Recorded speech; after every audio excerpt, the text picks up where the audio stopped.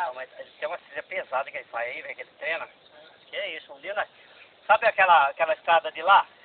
Que a gente volta agora. Que é aquela descidona? Ele vai ao contrário. Não, ele vai naquilo lá. Antes de chegar naquela fazenda dessa subidona, ele entra à esquerda. Gaspar do céu.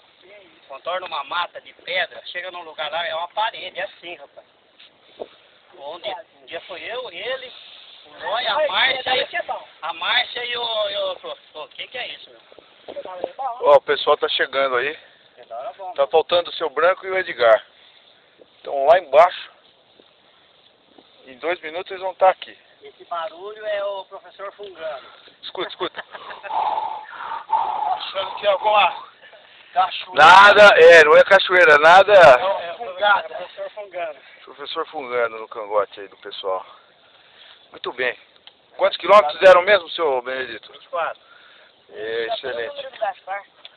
É o Gasparzinho, só bebe água, faz bem pro rim, é isso aí, tem que beber água mesmo.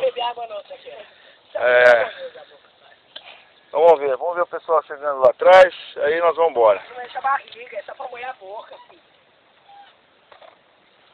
Ó, força! Se vai pegar a boca da seca, não vai ter mais água. Lá vem o Branco com a BNX.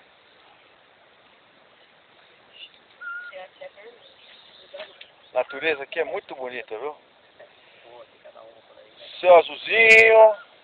Tá pondo no YouTube hoje, né? Vai pôr no YouTube segunda-feira, tá todo mundo pra ver lá. O gostoso é da natureza, arzinho puro. Tá aí a chegada do Branco. Aí, seu Branco. O zoom dele. É garfo duplo, seu ar de longe, olha lá. É duas zoom de bengala. É uma pra subir e outra pra descida. Aí, seu Branco. Você é doido, rapaz. Quebrou o Branco? Quebrou, o cano entortou. Vixe. Eu tô com o Gaspar que ele gosta de sentar no cano.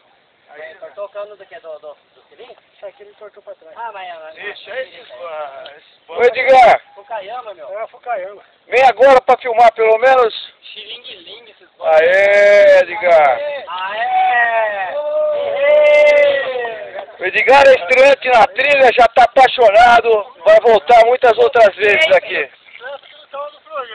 Ô, o Edgar é força demais, hein? Conta aí, Edgar. Ô, banco, que beleza. Vamos ver. Nossa, tá perigoso esse banco. Tortou. E como é que foi até agora, Edgar? Tudo bem? Até agora tudo bem. Agora essa subidinha interna.